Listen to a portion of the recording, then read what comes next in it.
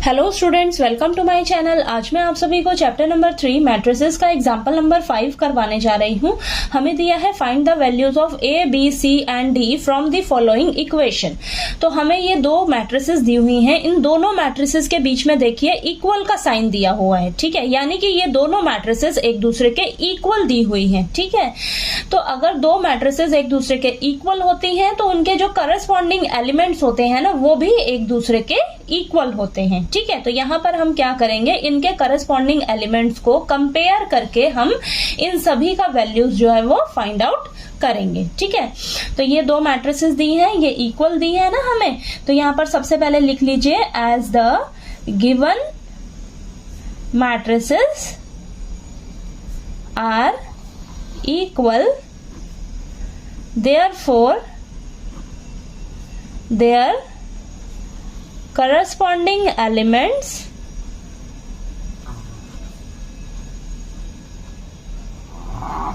must be equal, ठीक है। तो इनके करस्पॉन्डिंग एलिमेंट्स भी इक्वल होंगे एक दूसरे के। तो चलिए इनके करस्पॉन्डिंग एलिमेंट्स को कंपेयर कर लेते हैं, ठीक है। तो यहाँ पर देखिए 2a plus B, 2a plus B किसके इक्वल हो जाएगा, 4 के, ठीक है। और यहाँ पर a माइनस 2b किसके इक्वल हो जाएगा, a माइनस 2b किसके इक्वल हो जाएगा, -3 के, ठीक है। तो ये आपके पास ना इक्वेशन की फॉर्म बन रही है। अब इन इक्वेशंस को हम सॉल्व करेंगे, ठीक है। देखिए मैंने इन दोनों को सबसे पहले लिया है, क्यों, क्योंकि देखिए यहाँ पर इसमें भी a और b है, इसमें भी a और b है। तो ये जो आपके पास इक्वेशन आई है, हम इन दोनों इक्वेशंस को साथ में सॉल्व करेंगे, ठीक है। तो जब हम इन दोनों इक्वेशंस को साथ में सॉल्व करेंगे ना, तो यहाँ से हमें a और b की वैल्यू मिलेगी, ठीक है। और इन यहाँ से हमें दो और इक्वेशंस मिलेंगी। इनमें देखिए c है और इसमें भी c है और इसमें भी d है, इसमें भी d है, ठीक है। तो ये दो इक्वेशंस और बनेंगी।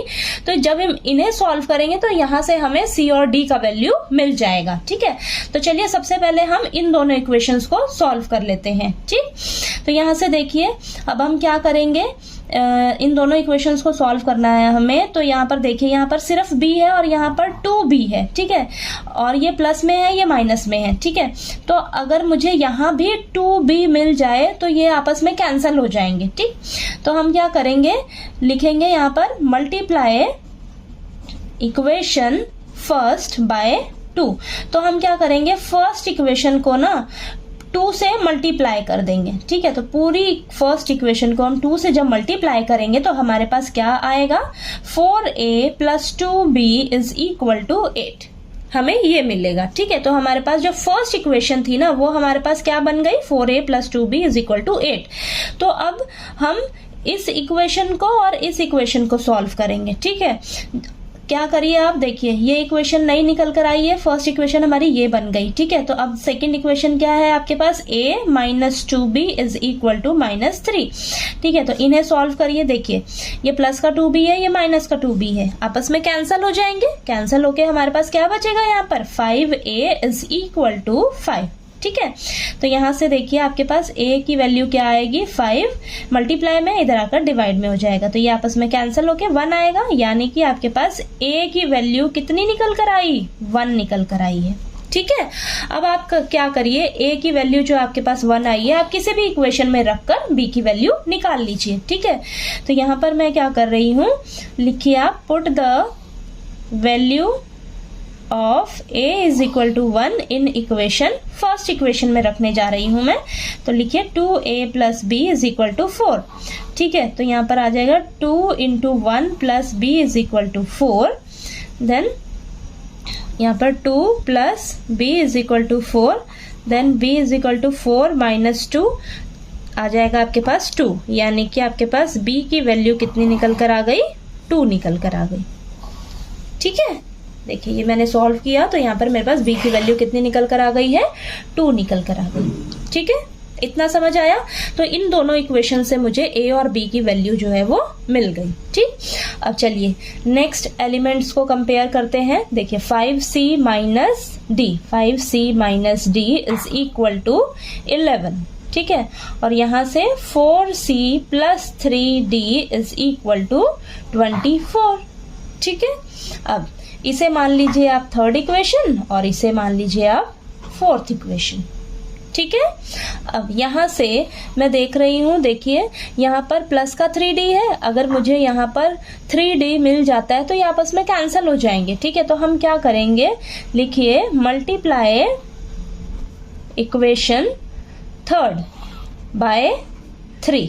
ठीक है, तो यहाँ पर थर्ड इक्वेशन को हम 3 से मल्टीप्लाई करने जा रहे हैं। तो ये देखिए पूरी इक्वेशन आप ब्रैकेट में लिखिए सबसे पहले। ठीक है, कोई गलती नहीं होएगी ऐसे। ठीक, तो 3 को सभी से मल्टीप्लाई करिए तो देखिए क्या आएगा, 15c minus 3d is equal to 33। ठीक है, तो आपकी जो थर्ड इक्वेशन है वो देखिए 3 से मल्टीप्लाई करने पर ये आ गई। ठीक है, तो अब इस इक्वेशन को और इस इक्वेशन को हम आपस में सॉल्व करेंगे। ठीक है, तो ये आपके पास इक्वेशन है। अब इस इक्वेशन को यहाँ पर नीचे लिख लीजिए। ठीक है, plus 3d is equal to 24। ठीक है, तो 4c plus 3d is equal to 24। अब इन दोनों इक्वेशंस को हम आपस में सॉल्व करेंगे। ठीक है, तो यहाँ पर देखिए माइनस का 3d है और ये प्लस का 3d है, तो ये आपस में कैंसिल हो जाएंगे। ठीक है, और ये आपके पास आएगा 19c, 15c प्लस 4c है ना, तो 19c बन जाएगा। और यहाँ पर 33 प्लस 24 आएगा आपके पास प्लस होके 57। ठीक है, तो यहाँ से c की वैल्यू कितनी आएगी, देखिए 57 मल्टीप्लाई में है 19, इधर आकर डिवाइड में हो जाएगा। ठीक है, 19 और 57 आपस में कैंसिल होंगे 3 पे। ठीक है, तो आपके पास c की वैल्यू कितनी निकल कर आएगी, 3। ठीक है, तो c की वैल्यू 3 आ गई आपके पास। अब आप c की जो वैल्यू है वो थर्ड या फोर्थ किसी भी इक्वेशन में रखकर d की वैल्यू निकाल लीजिए। ठीक है, तो लिखिए put the value of c is equal to 3 in equation third equation में मैं रखने जा रही हूँ। तो 5c minus d is equal to 11, 5 into 3 minus d is equal to 11। ठीक है, तो ये आ जाएगा आपके पास 15 minus d is equal to 11। ठीक है, तो यहाँ से आएगा आपके पास, देखिए 15 को यहीं रखिए, प्लस का 11 है, इधर आकर माइनस का 11 हो जाएगा, और माइनस का d है, इसको आप इधर ले जाइए तो ये d हो जाएगा आपके पास। ठीक है, तो 15 में से जब 11 को माइनस करोगे तो आपके पास 4 आएगा, यानी कि आपके पास d की वैल्यू कितनी निकल कर आ गई, 4 आ गई निकल के। ठीक है, देखिए ये d की वैल्यू आपके पास कितनी निकल कर आ गई, 4 आ गई। ठीक, तो आपके पास a की वैल्यू 1 आ रही है, b की वैल्यू निकल कर 2 आ रही है, c की वैल्यू आ रही है 3 और d की वैल्यू आ रही है आपके पास 4। ठीक है, तो यहाँ पर इस क्वेश्चन में आपको a b c d की वैल्यू निकालने के लिए बोला था, आपने ये निकाल लिया। ठीक है, तो आपको ये एग्जाम्पल नंबर 5 जो है वो अच्छे से समझ आ गया होगा।